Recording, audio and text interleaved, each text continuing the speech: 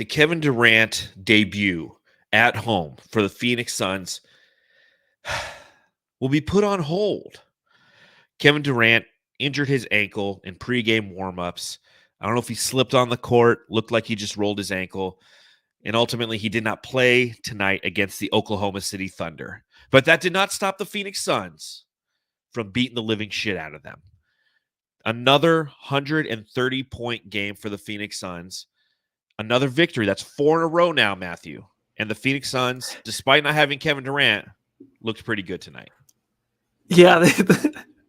How hard was it to pay attention to this game? I mean, I watched it, but come on. Like, after what happened, after the thing that you never want to happen to your superstar.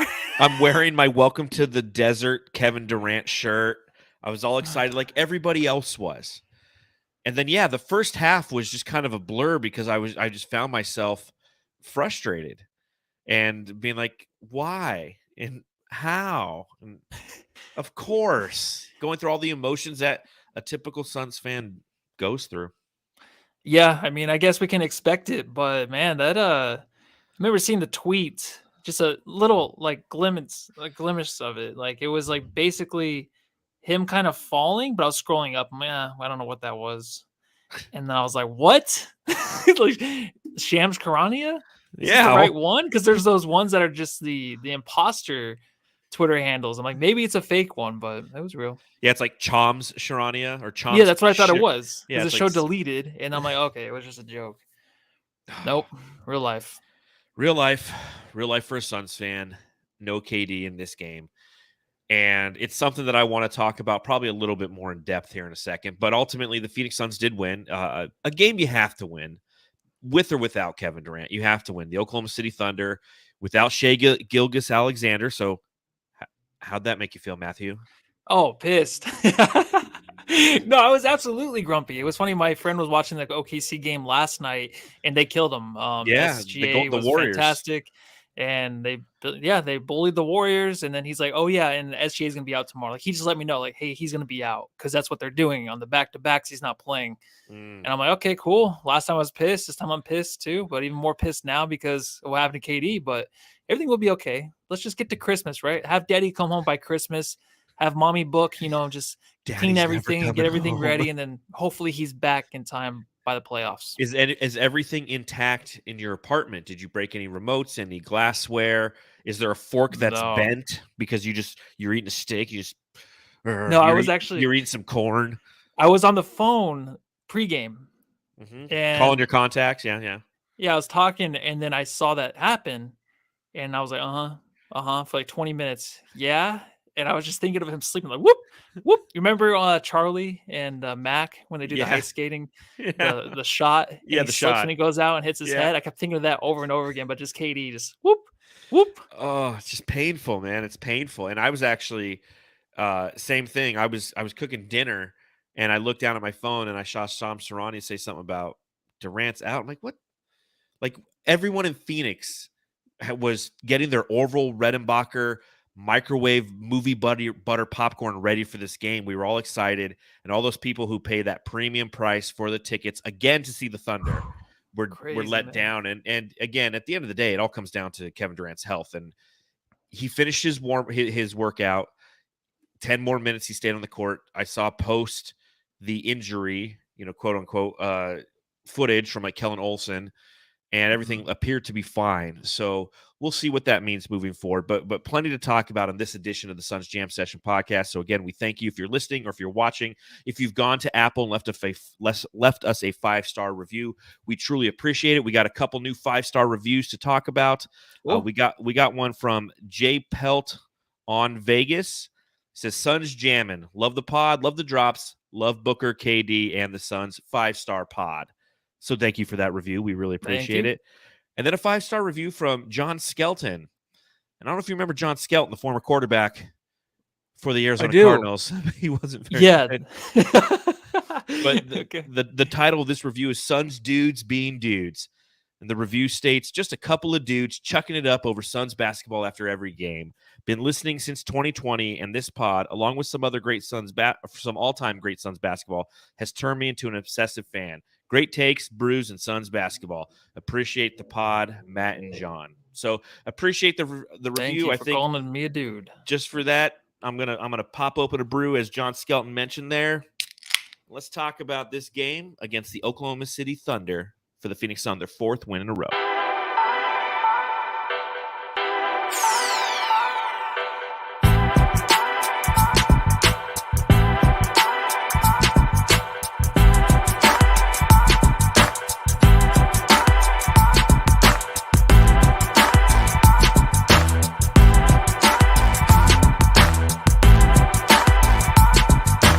Big victory for the Phoenix Suns, a 31-point victory as they down the Oklahoma City Thunder by a final score of 132-101 in this game, Matthew. And it, of course, brings me to the first question that I feel like it's necessary to ask you. Matthew, I got to ask. Matthew, I got to ask. With all this Kevin Durant not playing drama and things that we're going to talk about here momentarily, should I play his new drop or should I save it for when he's actually fucking playing? I don't know. It's tough. You know, even after a win, I don't know. It's up to you, man. I think I'm going to leave the drop alone for now. Okay. Nah, fuck it. Who the heck are you? I'm Kevin Durant. You know who I am. Y'all know who I am. Did anybody see a sniper? Did anybody see anything? I'm one of the best players to ever play the game. So obviously Kevin Durant didn't play in tonight's game. It's got everybody kind of feeling uneasy, ourselves included. Black Sunday in the chat, $5 in the super chat. Really appreciate this. And this is something that I was actually wondering myself. So thank you for that donation to the podcast. Says, I'm down even after that loss, but why didn't KD come out and sit on the bench if it wasn't that serious? So that's a great Matthew I got to ask question. That's a great question to start this pod. If it isn't serious, why wasn't KD even just out on the court? Oh, man, that's what I was thinking the whole time. Like I said, it was hard to too. focus on this game because I was thinking about KD. What's going on back there? Is he getting x-rayed? The fact that he slipped that way and just rolled his ankle, it sucks because now we have to think about this as Suns fans going into the future. You just every game, even pregame, we have to worry about him actually starting and being healthy. That's just the way it is. To go out this way and I think it might even linger and be like a couple weeks. Who knows? I don't want to go that far, but I was thinking, man, like, is he getting x-rays? Why is he not out there? Is he just embarrassed? Because honestly, that is kind of embarrassing, but it is basketball. You get hurt doing whatever. But he might just be embarrassed a little bit. Who knows? I would be. That's fucking crazy. Everyone's here to see you, and then you just roll your ankle that way. It's not his fault, of course, but it's just a bad way to go out. Homecoming. Yeah, homecoming indeed. A full packed house. Everybody was there early to see him do his shoot around. So it's not like it happened in front of 4 people. That's why there's so many different views and shots of what actually happened. There's a picture that I'm pulling up on the screen that everybody can see, and you can see that. I mean, he twisted that ankle. And to your point, Matthew, even though he did finish the shoot around, we don't necessarily know how serious this injury is and how long it's going to linger and what the Phoenix Suns are going to do and how they're going to manage this injury, knowing that they need to ensure that he's going to be back at 100% to make a playoff push. Because at the end of the day, like, that's what matters. The Phoenix Suns have a less than 1% chance right now of not making the playoffs. So they're in the playoffs. So I'm with you. I believe that the Phoenix Suns training staff will most likely feather this as long as they can, much akin to how they brought Kevin Durant on with the MCL injury. And we might not see him for a couple weeks after seeing that shot that I just brought up and the way that his ankle looked. Because initially the video that you mentioned, Matthew, it looked like he just slipped. Looked like there was a wet spot. It's like, fire that mop dude guy. That guy's fucking, he's canned, dude. Go work for the Diamondbacks in that stadium. But that wasn't the case. He actually rolled his ankle. And if you're a Suns fan, you're feeling much akin to how I am. You know, it's an uneasy feeling. And it's not that we've been here before. It's the fact that we live on this block, man. Like, we put our garbage out on the curb once a week, and we're reminded of this team's history. There's CP3 shoulder a couple years ago in the playoffs. There's Nash and Devin Booker's broken nose. that both occurred in playoff runs. There's Booker's hamstring last year in the playoffs, Joe Johnson's orbital bone. Going back to when I was a kid, Cedric Sabalas, who injured his knee in Game 6 of the 1993 Western Conference Finals and wasn't available in the NBA Finals for the most part. So, obviously, this is not on that level. This is a regular season game. But what's uneasy for me and the majority of Suns fans is we're rooting for a franchise that has continually been derailed by injuries and dagger heartbreaks, and it just doesn't feel good. So when this kind of shit happens, it's just like, oh no, here we go again, kind of shit. Because we've all been walking around on a high, right? This Kevin Durant high. I'm texting my mom today. I'm like, have you got any games with KD? And she's like, hell yeah. And I'm like, it makes me want to cry. I'm so happy to have Kevin Durant on my team. It's like you're living in this fantasy land that we talked about last summer, and it came true. And then, of course, something like this happens. Where he just rolls his ankle while going for a fucking layup in a pregame shoot-around, of course. There's just no way this really happened. I think I looked at that tweet or the many tweets that were sent out throughout the game, and I still couldn't believe what I was watching with him falling. And it wasn't a slip. It was just his ankle. He just rolled it. I was just thinking, I'm like, this is just, of course you think this is just the way it is being a Suns fan. That's one way to look at it. Also, it's like we get KD, a superstar. Then you want to look at the other side of it where Mikal Bridges is over there in Brooklyn. I'm just saying. 30 points a game. 30 points every fucking game. Like, hey, you want to trade me, Phoenix? All right, we had something special. I'm going to put up 30 points a game. You might say, don't talk about him. Let's just wait till the playoffs. Who knows? It's just an injury. He might be back next game. That's true. But when stuff like this happens, that's all I think about. I'm like, this might go the other way, where KD might not ever play a full season, not ever play a full playoff series because of injuries. I start thinking about Anthony Davis. This is just a bad way to go for me.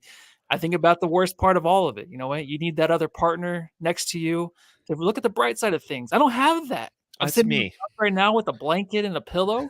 Nothing there. Evil thoughts. But then I do call my friend David. He does tell me, like, hey, it's all about the playoffs, man. It's all about the playoffs. You'll be okay. You'll be all right. Mm-hmm. But I'm like, I wanted the 20 games to get into the groove. Me too. I wanted to enjoy this. Even though we won, it's just like, yeah, book 45, 43 points, whatever. 44, it's right like in the middle. 44, right? Just 43, 45. Yeah, whatever. 44. Then I just, I'm like, this is cool, but I just want to know what happened to KD. And Jamsters, let us know if you see anything. Well, Coach Evan B., who's scrolling Twitter while he's watching the podcast, we appreciate that, Coach, says Monty just said ankle sprain, and they will get more testing done tomorrow. Now, granted, this team doesn't play till Saturday, tomorrow being Thursday, so there's a couple days. But typically, something like that, when you get one of those ankle sprains, you're gonna miss you're gonna miss a couple weeks, and it's unfortunate because we're really gonna start to go in a little bit of a buzzsaw when it comes to the scheduling. Right? I've pulled this graphic up before, and I'll pull it up again. You take a look at where we're at. We just beat the Oklahoma City Thunder. We've got the Sacramento Kings at home on Saturday. We go to Golden State next Monday, followed by the next night back at home against the Milwaukee Bucks. So that's a 3-game stretch, and then they play Thursday against the Magic. But that's a 3-game stretch there where potentially you're without Kevin Durant, and it's somewhat of a tough stretch. Now, that being said, we were reminded that this team isn't fully, what makes this team so lethal is it's not just Kevin Durant on this team. Big Dick Booker. Big Dick Booker tonight. 28 total minutes played, 17 of 23 from the field, 6 of 10 from beyond the arc. He had 4 assists. He had 3 rebounds. He had 44 points, Matthew. 44 points in 28 minutes played for Devin Booker. The reigning Western Conference Player of the Week was dialed in. He had 30 points in the first half. He had 13 of the final 16 points in the first half for the Phoenix Suns when they were struggling there a little bit. How did he do it, Matthew? Well, he's back. I think the threes are the big difference. I think when he came back, he was kind of struggling. The Chicago game, he was like 6 of 10. So, I mean, that was like his highest scoring game when he came back. But since then, he's kind of struggled. And I think that's what he was doing so well before he got hurt. He was killing from 3. And I think if you've been watching the Suns for the past 5 seasons with Devin Booker, that was like the one thing he kind of struggled with, is to be consistent from three. And I think that was like the difference this year, is him just hitting those, like the ones where you're like, oh, it's not going in. The ones on the fast break, the stop and pop ones, those aren't going in, but they're going now. Like that's the next thing that he added to his game, just to be more consistent from three. And that's why he's getting these high scoring games, man. He can already get to the free throw line. He can already get it hot in the first quarter. First quarter book was back tonight. Half book was book, back 30 points. 30 points. And then just 27 minutes of a game book is back with 44 points. It's nice to have that, right? And You a have night to where have that. KD goes out, you got to have it. I know you're playing OKC, but you need a guy just to get hot. I think the whole team just kind of stepped up in KD's absence, just to get this one. They know these wins are crucial, but Booker himself he's becoming unreal again. This is what we saw before he got hurt, and this is what we expect. And he won I think before he got hurt too. Oh God, here I go. Before he got hurt, he was like player of the week, Yes. player of the month. And I think Chris Paul got Yes. hurt, and then he got hurt. It's like, Yes. just hold on. No more awards. Let's just keep it. Exactly. Let's just keep it low. Dude, just play 10 minutes a game. Remember, he came out and Monty was looking like, I'm not 7 minutes in the game. I'm not taking a chance. I saw. Oh, hell yeah. I saw that he was like hiding. You're not getting 50 points. No, hell no. Get out of the game and get the victory. Yeah. And, we need it. And you're right. It's like every time the awards start coming our way, so do the injuries. And Black Sunday, again, $5 in the chat. We appreciate it. Dwayne Rakin says that Katie was in a boot. So that's great. That's not good at all, dude. 44 points for Devin Booker. Katie in a boot. Dude, are you serious right now? Mikhail, it's like one of those things where it's like in the movies where the guy punches the other guy or the guy doesn't move. He's like, oh no, I'm just kidding. It's kind of like that trade now where it's like, oh, just joking. Can we have those guys back? Because we were playing really well with them. No, we'll be fine in the long run, but it's just I know the long run, but come on. I know, but like the short run, like Anthony Davis stuff. Well, and again, the challenge that we have is we sit here, and it was the same challenge we had for the 4 games prior to Kevin Durant's arrival, was you're sitting there and you're trying to understand what this team is going to be and how the rotations are going to work and who has the ability to step up. And the nice thing about the last 3 games is we had a little bit of a sample size, so we could sit here and make some analyzations and have some understanding of what Monty Williams wants to put forth with his rotations and how he wants to manage this team. And now with Kevin Durant gone, it's like, okay, now we're going to go down. Now we're going to go back to a team without Kevin Durant and no Mikal Bridges and no Cam Johnson too. So let's really see what we got to do, But I'll bring it back. I'll bring it back to Devin Booker and the way that he played tonight. What was interesting, and I found this is a very interesting statistic. They stated that only Charles Barkley and Charlie Scott in Suns history had 3 consecutive games of over 35 points, and obviously with this game, Devin Booker with his 44 points in 28 minutes on 23 shot attempts. It's his 4th consecutive 35-plus game. First time in Suns history. Yeah. And he had it going to, and I will 100% nod my head ever so slightly and understand that this is the Oklahoma City Thunder. Okay, it's a good offensive team, but they're a very bad defensive team.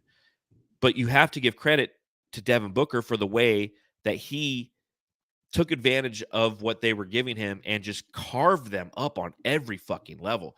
Now, the 3-point thing, obviously every Phoenix Suns fan, we are unbelievably relieved to see Devin Booker come out and shoot 60% from beyond the arc and do so because he's just been struggling from beyond the arc.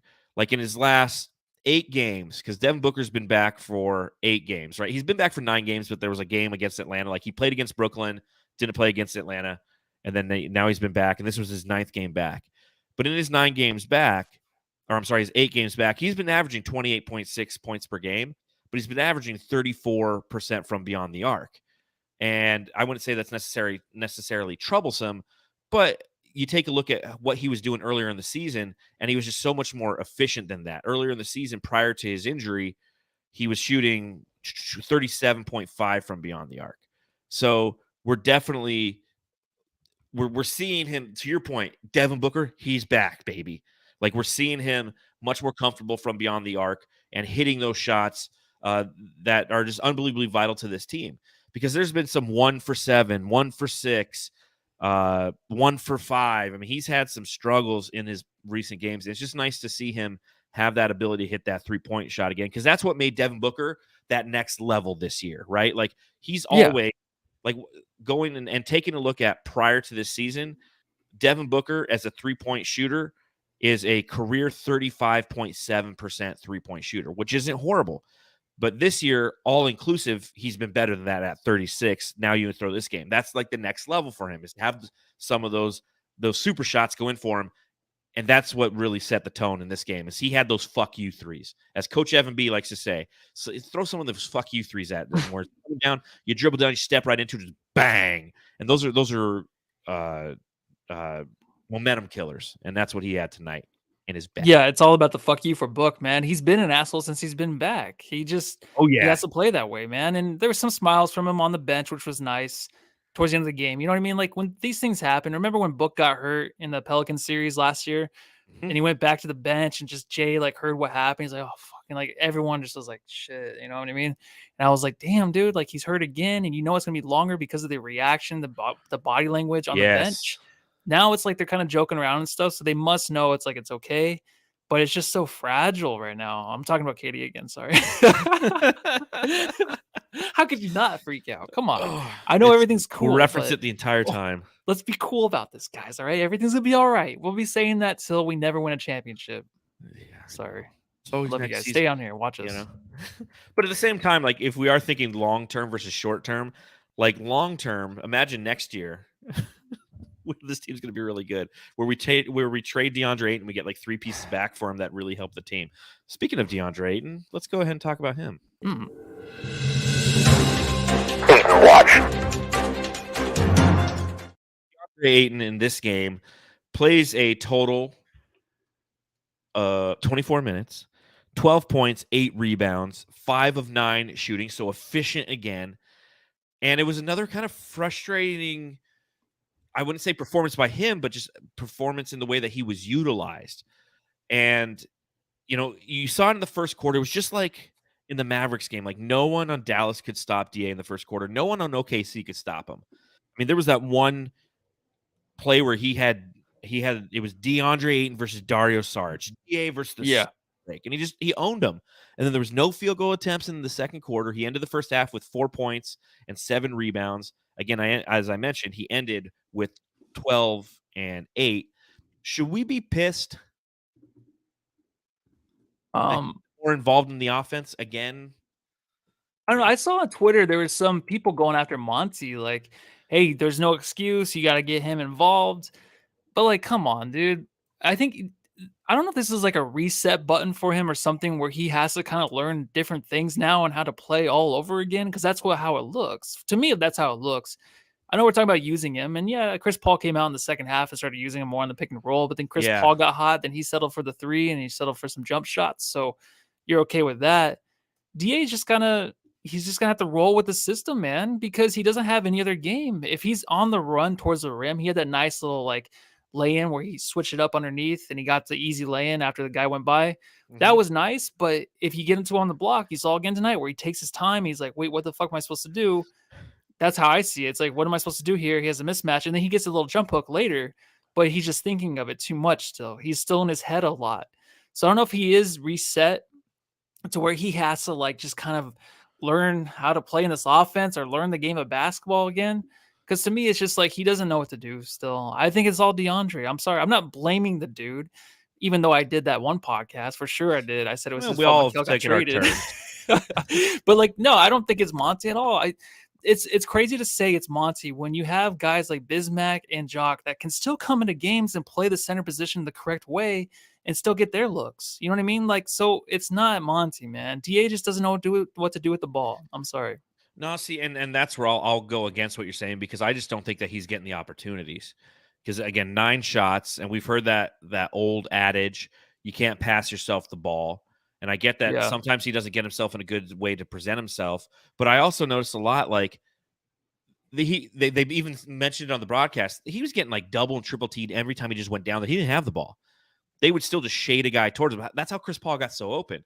Is what Chris Paul did to open up his offense in the third quarter was he ran 2 pick and roll plays, got it to DA scored.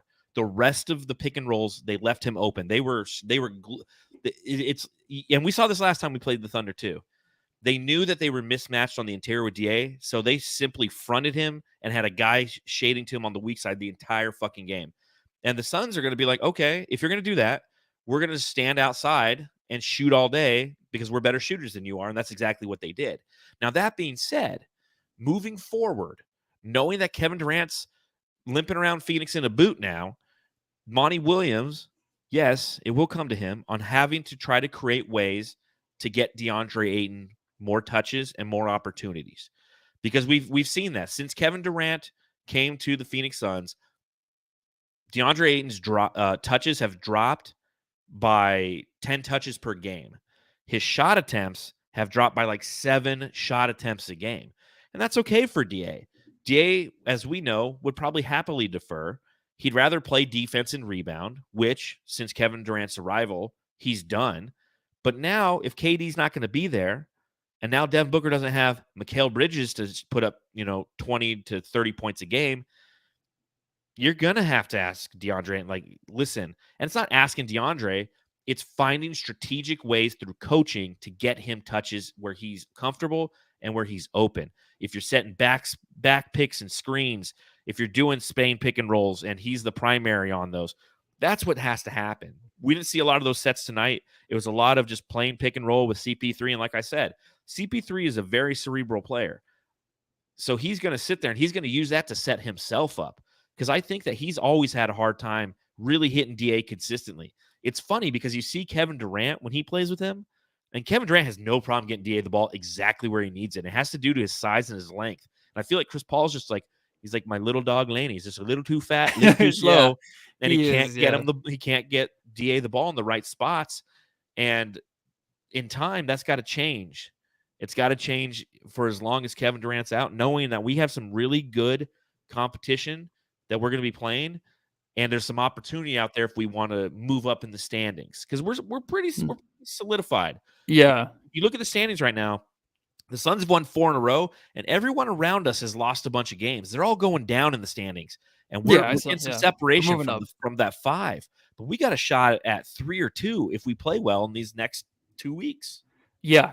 And for DA, it's too late. He's not going to be vital at all at this offense. He's just not going to be. I think next season you can work him into it because you can't go from Game 7 of last year where Monty didn't believe in him and there was words exchanged. They didn't talk at all. Then DA pouted earlier this season because he didn't get the extension.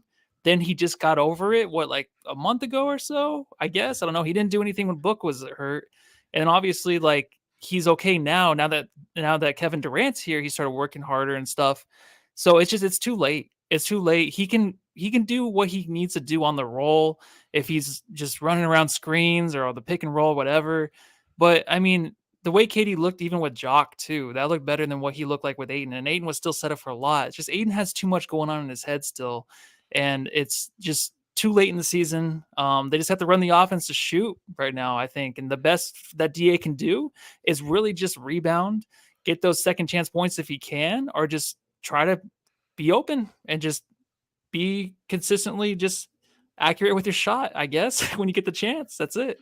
See, I think we have some big DA games coming. I really do. I don't know about the game on Saturday. So. Domantas Sabonis can give him a hard time. But I think we have some big DA games coming. That was his last really good game, was against Sabonis, was against right? the Kings. That's right.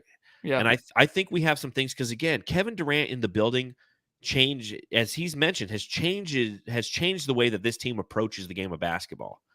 And I think that he's part of that. And when Kevin Durant pulls him aside and looks down at his left ankle and goes, "Hey man, I need you for a couple weeks, dude. Prove it to me." I really feel like there's a level of respect there that is different than Chris Paul. Because Chris Paul, as great as he's been, and we've talked about this in the past, as great as he's been, Chris Paul's like that mean older brother, right? He's like David Lissy. He's going to hold your head underwater while you're trying to swim. Whereas I feel like KD is a man of very few words. Chris Paul's a man of too many words. KD's a man of few words, and he could be very impactful potentially for somebody like DeAndre Ayton. So we'll see. I think I'll go against you on that. I think there's still some time for him to have some really good games, and maybe because we've seen him do it before, he'll carry this team for a couple weeks. He's done it twice this year, where for about a week and a half he's carried this team, and I can see that upcoming. I really can. You just think I'm just come back, Katie, so we can stop talking about DA. Amen. I don't want him to be the second. Done with it. But I'm not done with this ad from DraftKings. NBA fans, it's time to bring the hoops action to the palm of your hands with DraftKings Sportsbook, an official sports betting partner of the NBA. This week, new customers can bet $5 and win $200 in free bets instantly. Plus, for a limited time, all new and existing customers can get a no-sweat same-game parlay every day. Go to the DraftKings Sportsbook app today, opt in, and place a same-game parlay on any NBA game. And if it doesn't hit, you'll get a free bet back. I do this like every night. I go and I bet a 3-legged parlay on a random NBA game, and if I don't win, I get a bet back. It's making money, or losing it, unless I win it. You know what I mean. Download the app now and sign up with code TBPN. New customers can bet $5 on the NBA and get $200 in free bets instantly. Only at DraftKings Sportsbook, an official sports betting partner of the NBA with code TBPN. Minimum age and eligibility restrictions applied. Void in Ohio. See show notes for details. I literally just checked my DraftKings app, and I had like Katie and like 4 different bets, and they're all just like void. Oh, that's tough. I mean, I think those should have, just be refunded in a way. And also just the people that paid so much money, like ticket price is already insane. Mm-hmm. They had to like implement some kind of refund policy with these players sitting out. SGA, first of all, he's an all-star. Yeah. He's going to be a future superstar and already is a star. He's out because of resting for injury. But then KD goes out. It's like, what are you left with, man? Just some dude. Did you see that girl? Did she really have those big boobs on the sideline? Did you see that? Oh, or was that did. a shirt? Or was that a shirt? No, Someone that needs was to not a tell me. shirt. That was not Oh, a shirt. That was insane. That was insane. I can't believe that was allowed there for that long. Usually they move those people. And like right before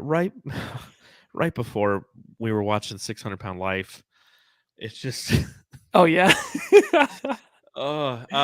Good show. Well, this is what everyone got to see while they were there. What's the matter, dog? You with Terrence? This guy's a gangster? His real name Terrence. is the homie called Terrence. Terrence. Terrence have a real good marriage. There you go. You might not have got SGA. You might not have got KD.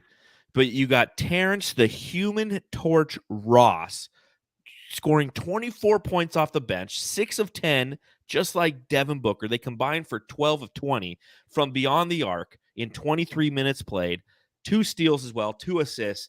We got our Terrence Ross game. He had 13 points in the third quarter, and we were due for one of these from Terrence Ross. That's why you bring him to Phoenix, is because he has the ability to go absolutely nuclear. He did tonight what we want. It took him like 4 games to do what we wanted Landry Shamet to do his entire fucking career. And Landry did it a couple times, but it took him like 87 games.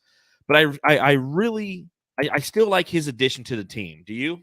Oh yeah, for sure. And I think it's going to be once every 3 games. Maybe we get a good game. Maybe once every 4 we get like these crazy games where he goes off.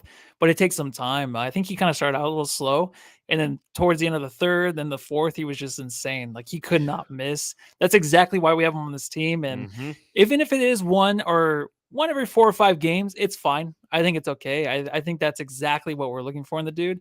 But when he gets hot, man, I don't think anybody else in the league can really match that. I think we kind of got a steal there in Terrence Ross picking him up. They did their best tonight. These Suns players did their best to try to help us through this whole miserable night, and just shooting lights out. Everyone just having amazing games, it seemed like. And then you need it. And the reason that I like him on this team is he has size. He's 6'6". Obviously, the scoring ability that we saw.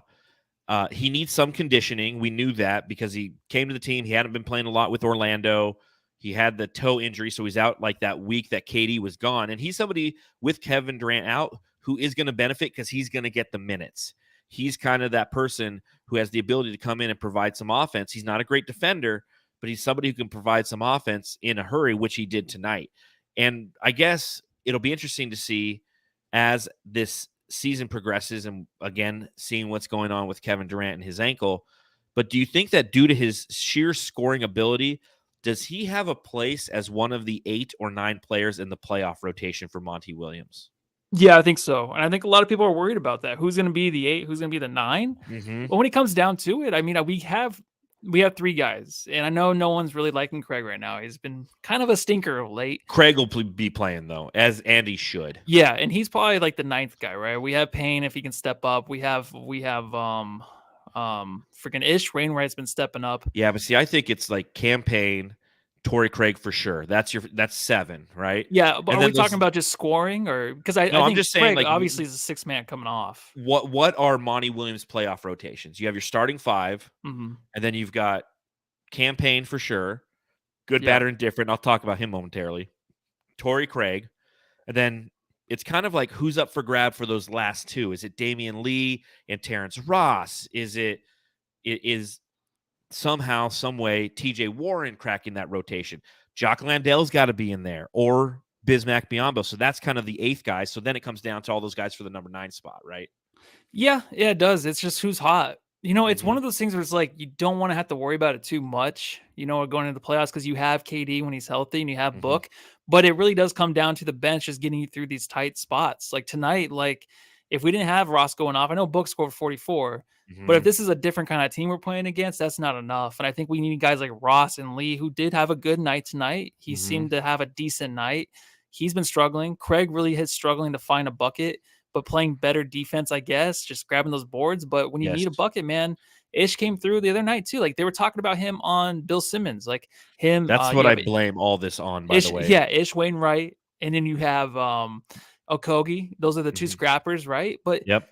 I can trust Okogie. I know he's our 5th starter, but it gets kind of sketchy. It does, but I don't think there's any roster out there right now that has like a No, bench there's that's just none. crazy, right? Maybe there's a There's good none. 6-man, but there's nothing like, oh, we got 10 deep.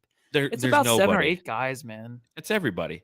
And I have confidence in our guys. And that's the big thing for me, is the frustration that I felt on Monday watching clips of First Take, hearing Kendrick Perkins completely discredit the Suns' victory against the Dallas Mavericks. And I know, shame on me for listening to ESPN and Kendrick Perkins and falling into the trap that is exactly what First Take is. It's the same thing as CNN and Fox News and all that shit. Is they're just going to say things that get them clicks at the end of the day. Yeah. And Kendrick Perkins had to play counterpoint, and he was essentially saying the Suns aren't deep enough. Who's it going to be? CP3 sucks. DA sucks. So even though everyone thinks they got a great 4, those guys need to step up. There's no one on the bench who's worth a shit. And it's like, dude, you don't. Again, I can't fault you because you don't watch fucking Suns basketball, bro. Carry the hell on and all that shit. Like, this team is deeper than a lot of teams, I really think, because of primarily their versatility. That's what makes the Phoenix Suns bench a very unique group. I think the one area of opportunity is the backup point guard position. But if KD's healthy, with him and Devin Booker and CP3, you always have one of those primary score/playmakers on the court. If you need speed, right, you're putting in Cameron Payne. If you need shooting, you're putting in, when healthy, Landry Shamet and Terrence Ross. If you need some defense and size, you've got Torrey Craig and you've got Ish Wainwright and TJ Warren, and he can shoot as well. If you need a backup big, you've got Jock Landale. You've got Busy, who can play defense. You can play small ball 5. You can do so much with this roster. There's not a lot of duplicity on it, and I think that's been a challenge for the Suns in the past. So again, I think there's still some opportunity at the backup point guard position, but to say that this team is not deep is just asinine, and it shows that you do not watch Suns basketball. Well, they don't, and it just takes. Ryan Russillo talks about all the time. They go in a conference room, like, all right, you have this take, I have this take. Okay, well, they're obviously not in the same room because they're always Skyping or whatever, but the talking heads thing is dying, so they need those takes to get clicks, and it's working. Everyone says Kendrick Perkins, he's a moron, right? Yeah, he is. Maybe he is, but he's just saying stuff that they tell him to say. Charles Barkley's the same way. They all just say stuff. If you want to know the real news, the real deal with these teams, go to the local pods, go to our pods, go to like the Yes. Locked On pods. If you really want to know about these, do that. Like, I don't understand why anybody cares what these guys are saying, and that's what got them in the situation. No one cared. So now Yeah. they're just saying random shit that doesn't make any sense. So then we can go back and forth. They don't care. They're getting paid. He's sitting there with a green screen, and what does he work, like 3 hours in the morning? Says Yeah. some shit and then goes on and Wearing a on his jacket with jet shorts ski or on. whatever. He just does what he wants, man. So that's all that is. I don't know why anybody cares so much. It's I so know. crazy. I just, every now and then you see it and you're just like, it But no one, it ticks my bombs. yeah, no one's gonna say, "Hey, you're doing great." This, unless you win it, right? Remember, I mean, the Well, I'll Bucks tell you weren't anything this. till they actually Bill won it. Simmons said the Suns were great this morning. The title of his podcast was "The Scary Suns." And then How Kevin are they Durant scary? We barely beat the Mavs. I'm just saying that game almost went to overtime. I don't understand. I think this team is going to be great. That's why I wanted the 20 games to gel. But that was not scary against the Mavericks. There's a lot of flaws on that team. KD, what did he play? The 27 or had 17 shots or something? Yeah. Yeah, so it's not 37 on it's not their 17. full potential, but obviously right now this team is not scary. No How one many is. how many games does any team play at their full potential? Like 2 a year? Nowadays, you Yeah. don't know. That's why I don't understand how anybody understands any of these teams going to the playoffs. Like you can say the Nuggets because they've been the most consistent, surprisingly injury wise. But other than that, man, who else can you look at right now and be like, oh, that team, the freaking the Bucks, yeah, Bucks, yeah. They're the Celtics, scariest team to me. they're up No, and down too. So you just don't know this year. we don't. And I'll tell you another thing we don't know about is Cameron fucking Payne. Here comes the pain. So as I mentioned, Cameron Payne has to be a valuable part of this team. He has to be. Because if the Suns want to win a championship, you need a backup point guard. And you take a look at his final stat line tonight, and Cameron Payne played 18 minutes. He's 4 of 10 from the field, 0 of 5 from beyond the arc. 8 points, 7 assists, mind you, 3 rebounds, and ultimately he was a +8. But in the first half, he was a -9 in the first half. He was part of that entire unit that was out there that just completely gave up a lead. And I think the closest they got was 4 or 6. But I'm not liking what I'm seeing from Cameron Payne. Period! Exclamation point. Now I'll say this. This right here was his 6th game back. Prior to that, he missed like 25 games or something. But in his time back, prior to tonight, he's shooting 38% from the field. He's averaging 2 assists. He's averaging 2.2 turnovers. So that assist to turnover ratio is bullshit, and 6.6 points. If anything, the Phoenix Suns have got to get Cameron Payne back to where he was earlier this season. Because he, as I said before, that is our glaring weakness. And I know that, again, if healthy, with, like I said, KD, CP3, D-Book, somebody out there other than Cameron Payne can be a distributor. So he doesn't always have to be a distributor type point guard. But he's taking some really shitty shots. He just doesn't look good. And John Wall's still out there. I'm just saying. Yeah. You know what? John Wall, even freaking Derrick Rose. I don't know. But Did Derrick Rose get cut?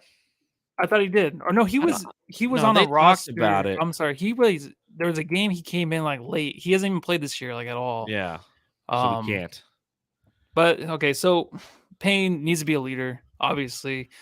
The same thing, like I'll take away from like the Aiden conversation where it's kind of too late, wait till next year. I kind of feel the same way with this whole Cameron Payne thing. We can just hope for a good game now and then. Maybe he can hit some shots, but we need something better. We do, but he needs to be a leader. He needs to come out and just play strong, play to his strengths, obviously. But I don't even know what that is right now. Just because when he was playing with KD, it looked a little bit better because he was playing off ball. But now KD's out, so now Payne has to be the backup point guard. So for me, I'm like, maybe that's just too much back and forth between that. It's tough.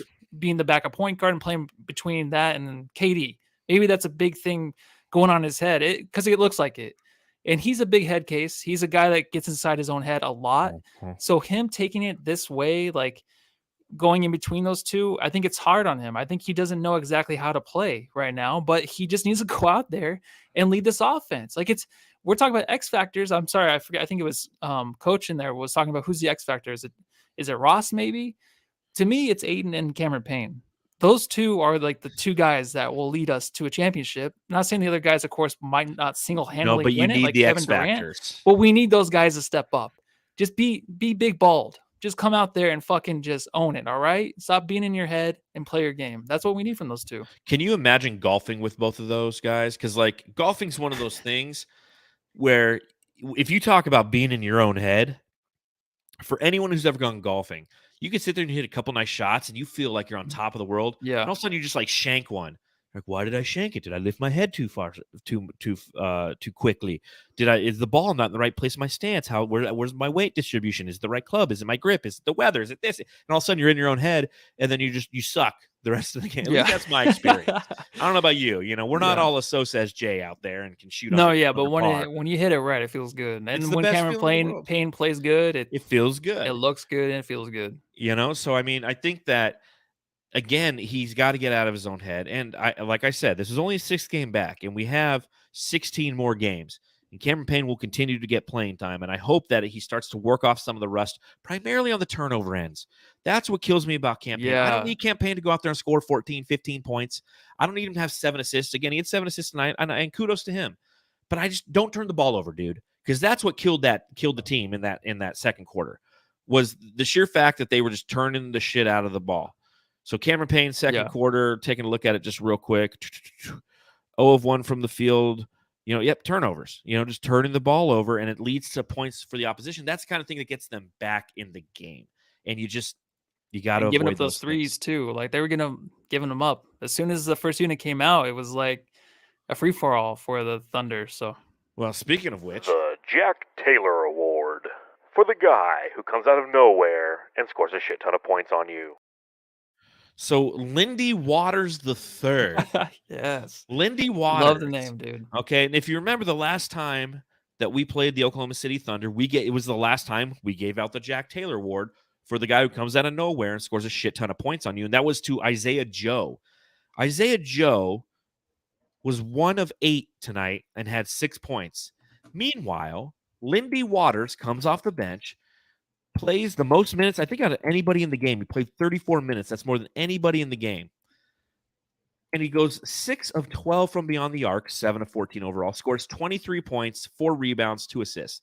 I've never heard of this guy. His name sounds like a Mumford & Sons album, like Sigh No More, Lindy Waters, whatever the third album was.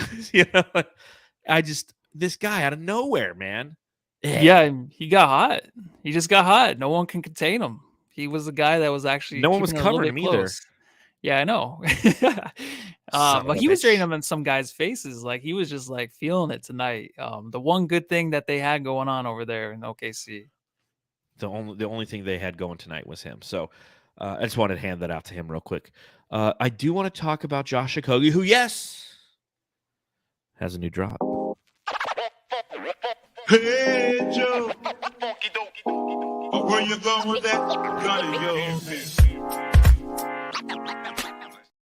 Josh Okogie in this game again, starting. Good for him. 2 of 6 from beyond or in the game. Only 5 points, only 3 assists, only 4 rebounds. So another kind of down game, and he's obviously had some good ones. But one thing I was thinking recently, and this obviously was before the KD injury. This is probably not the right answer or the right question to ask. But should the Suns ever give Damian Lee an opportunity in Josh Okogie's spot for a few games, just to try to kind of get him going a little bit? Because I feel like we talk about Cameron Payne, and he's got 2 things working against him, right? First is he's coming back after missing a lot of time with a foot injury. And second, he's going, okay, you're the primary backup of ball handlers. Psych, you're playing off ball. Psych, you have to be the primary again, right? So he's kind of going through it. And I feel like Damian Lee, we're starting to see a semblance of him getting back. Josh Okogie is one of those guys who I feel like if you put him back on the backup squad, he's going to play just fine. Do you think Damian Lee would ever get a toss, if you will, at starting minutes? No, I don't think so. I mean, my personal preference is Okogie, of course. I think you can switch between him and Craig at the most, but right now you got to play Okogie. I know it's 2 down games kind of, but he did make some big plays in the fourth quarter. A few extra boards to really get us another chance there. Had 5 big points in the fourth quarter. So he came back and he was all right. But right now, I think Lee is just doing his thing. Come in and get hot. Yeah. But if Okogie comes in off the bench, it'll be fine. But Craig has to be there. But I just love Okogie playing with this team to start and end the game. I know Ish last game ended the game because Okogie went 0 for 8 from the corner 3, same spot over and over again. Yeah. But this guy can do that and still get a smile from me because I know he just does so much. I think he's just the perfect plug, man. just the perfect butt plug to put right in there with this He starting is. unit. He really is the most ideal butt plug on this Mhm. team. He stops the shit from happening. And what he does on the offensive end is he hits that offensive glass, and that's why I think we should keep him with the starting five. I brought up the Yeah. Damian Lee point. It's one of those things I saw some people talking about on Twitter. I'm like, yeah, it's an interesting topic of conversation. And how about that block he had on Giddey tonight, man? Giddey, whenever he plays the Suns, man, he's got like wide open shots. And for some reason, and he was 3 of 12 tonight. He had a horrible game last time we played him, got a technical foul, and he thought he had a layup, and Josh Okogie came flying in and swatted that shit. And it was just like okie dokie. I thought that was fantastic. But he did Giddey did have a triple-double, 17 assists last night. Yeah, but so. it's some against the Suns. Like the Suns for some reason just kind of He was getting to the rim too. He kept missing some gimmies. He just needs to finish strong. He's right there a lot of the times, and he'd had Chris Paul on him, and he just couldn't finish. Speaking of Chris Paul,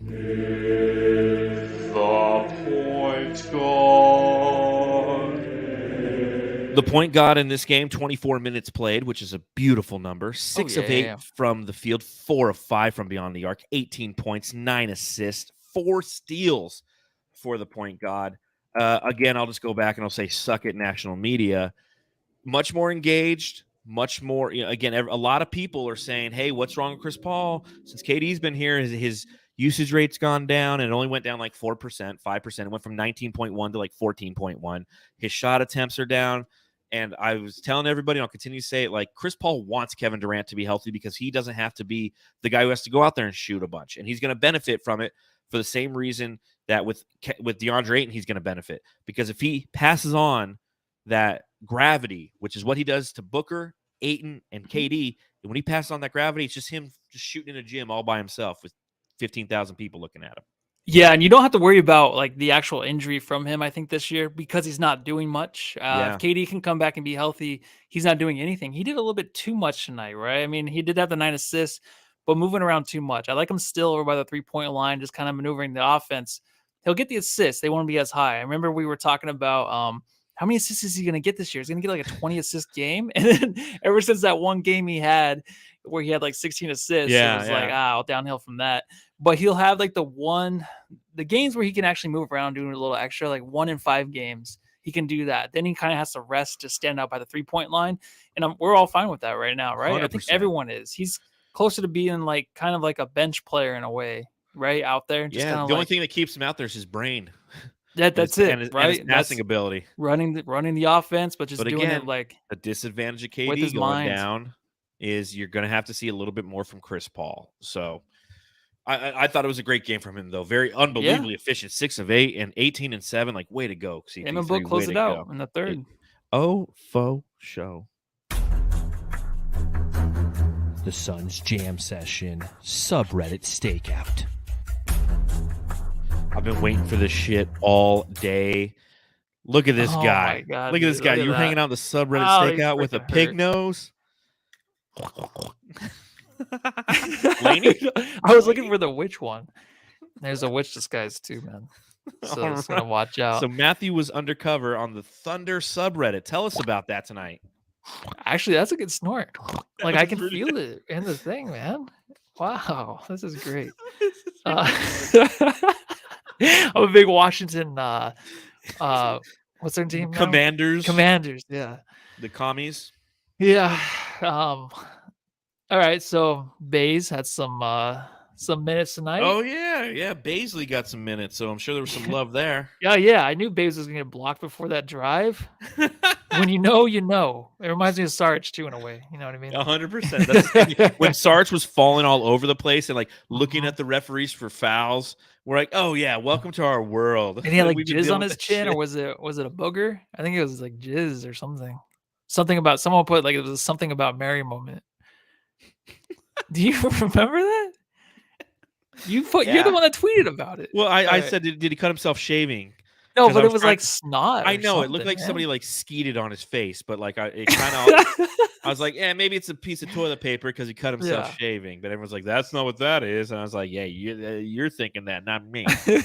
skate, motherfucker. There's a couple of random comments. I don't know if these are true. I love this. Yo, what the fuck? Sean Kemp booked and drive-by shooting charge? Yeah, that happened. I thought Eight- Sean Kemp was passed away. He passed away already. No, He's still alive. no. Yeah. Woj tweeted that out. He was up in Tacoma and up in Washington during the game. That tweet came out. And you got to remember, obviously, this is a franchise that came from Seattle. So, Yeah. unfortunately, Sean Kemp is booked on charge of a drive-by. Sorry for the rain, man. I loved him growing up, man. I had Sean Kemp shoes growing up. He's the best guy to be like, hey, go look up Sean Kemp highlights. Like if you never watched him Dude, before, and he like was you're like, oh my amazing. god. Like if you liked Amari Stoudemire, he was like He was Amari twice before as- Amari. He was insane. He was Oh insane, my dude. God. The rain, man. Ooh. Why is Shea not playing? I don't know. Nobody I do knows. know. We all want to know. Who cares? Someone actually placed this comment about 13 hours before the game. It said, Okay, "Fuck KD." wow. They showed up early to the party, huh? Yeah, it said 13 hours before. I'm like, oh wow. Someone said boo. Oh, You know, yeah, whoa. they're not too lively. The Thunder subreddit. I look for some you good have ones. Thunder friends, right? Are they very lively people? They keep to themselves, man. Yeah, that's what the Thunder Yeah. do. And someone said this dude sounds like Johnny Cash. I don't know who he was talking about. So maybe it's our announcer. And then Terrence Ross washed ass. Of course, he goes off. And he did. The Suns Jam Session subreddit stakeout. I love that you bought disguises, and now I have to up my disguise game. Yeah, they have like a pack of beards too. That one hurt though, man. I believe it. It's got like the Yeah, like, I while you're trying cut to around talk. it. Yeah, Yeah. You'll figure it out. You'll figure it out. I'll get it together. Yeah. Coach Evan B, who again is our official monitor of Twitter while we're doing the podcast, is reporting live from Twitter.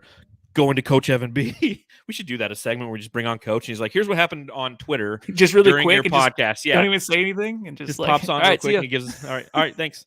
Like you've seen Family Guy where it's like, Yeah, the and so the weatherman? weatherman is like, "It's gonna be hot," and that's it. But Coach Evan B just stated Booker said it's nothing serious and Katie is in good spirits. So again, I'm honestly guessing this is like a 2-week injury. Thank you. That's kind of where I'm at. I really am. A 2-week injury?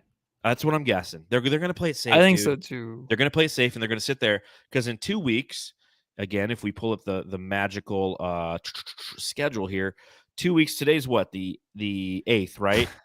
So 2 weeks from now, 14 plus 8 is the 22nd. So that would put him either coming back on or after the Laker game on the 22nd. So that's 1, 2, 3, 4, 5 games missed.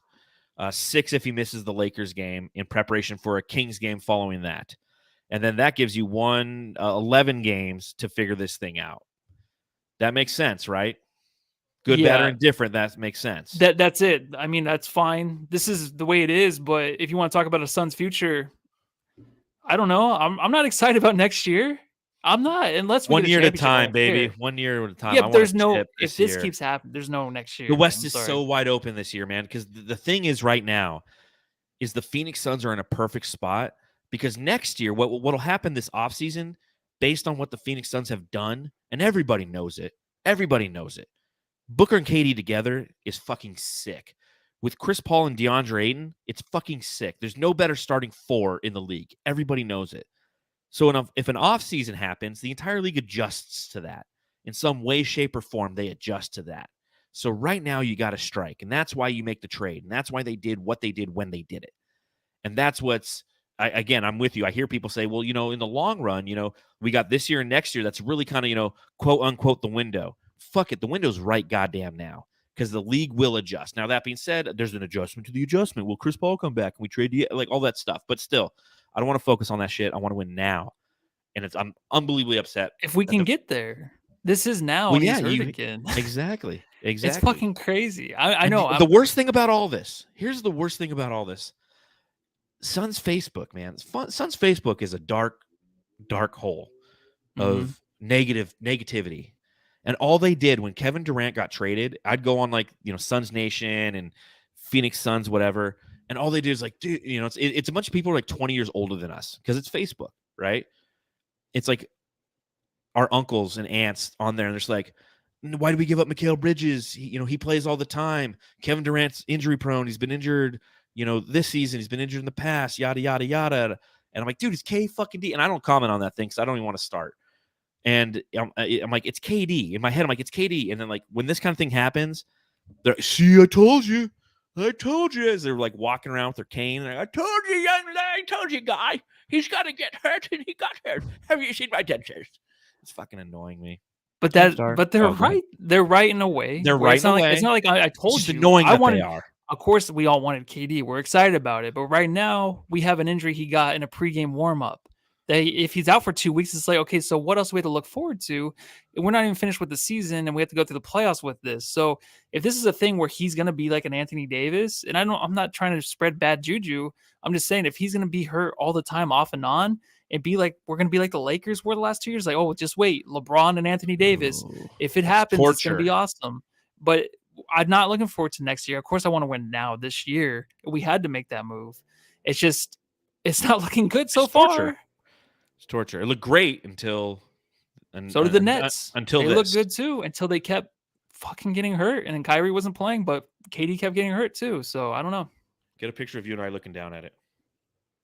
I don't know which way to look. Do I look this way? Am I looking the right way? Wrong way. There you go. Ugh. There you go. Screen cap that. All right. Let's give out some Jam Star. Jam Star of the Game.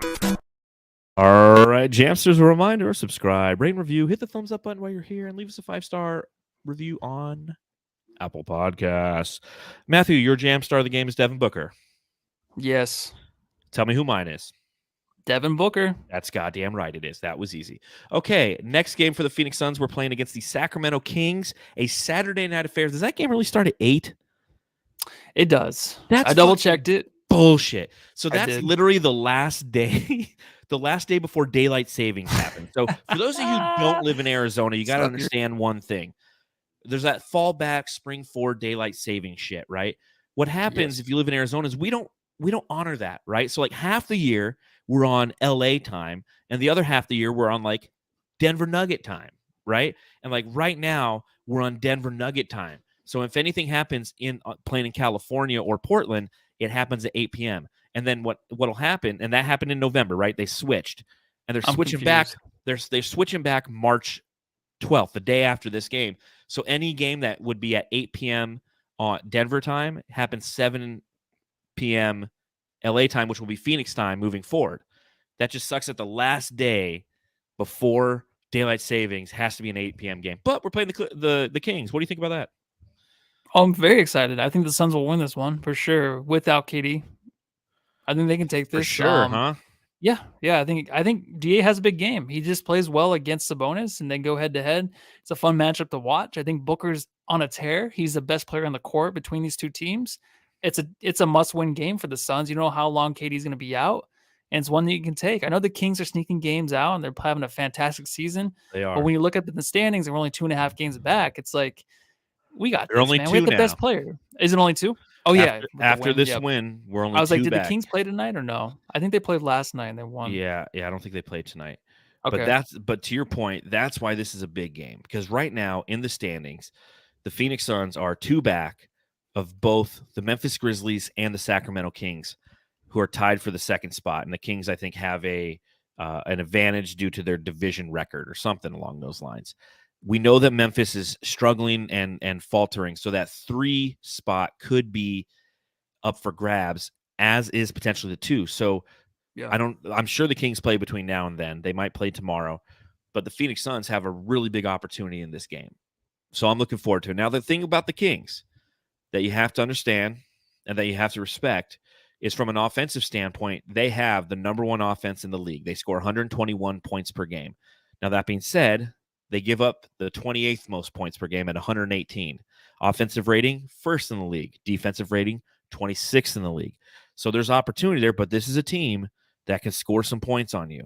You got De'Aaron Fox is 25.5 a game. Domantas Sabonis is 18.9. Harrison Barnes is 15.1. Kevin Huerter's 15.1. Malik Monk is 13.6. And Keegan Murray is 11.9. They can hit you a lot of different ways. So it's going to come down to either outdoing them or shutting them down a little bit defensively. And that's what it's going to take for the Suns to beat them. It's a good team. We beat the shit out of them last time we played them. I don't know if we beat the shit out of them, but we definitely beat them. But it's a good team. It's a good team. It's a good team. We're the big brother in the situation. This is true. So it's time to go out there and be a big brother. Word. Anything else that you want to talk about in this pod before we get out of here, Matthew? No, just I pray for everyone tonight. I'll keep you in my thoughts. I'll have some nasty dreams. And then we'll come back. Hopefully we'll hear some good news tomorrow. By next time we're on the pod. Yep, we'll be talking about This is that a on nightmare. Saturday night. It's a fucking nightmare. It's not a nightmare because it's not permanent, right? Like if he had broken it, we don't know until tomorrow. I just don't want to talk about We'll it see, anymore. man. I don't know. See. We'll see, Lissy. We'll see, Lissy. So on that note, Jamsters, we're going to go ahead and skedaddle on out of here. So again, thank you for your time and thank you for hanging out with us on the Suns Jam Session podcast, the original post-game podcast on Planet Orange, brought to you by the Basketball Podcast Network and DraftKings. Make sure you subscribe, rate, and review. You can follow me at Darth Voida on Twitter. You can read my writing at brightsideofthesun.com. You can follow Matthew at sadsunsfan.org. And we'll see you Saturday night. You know, we got some time, so hopefully we hear good things tomorrow. Yeah, everyone just go home and love your family. And go hug an ankle.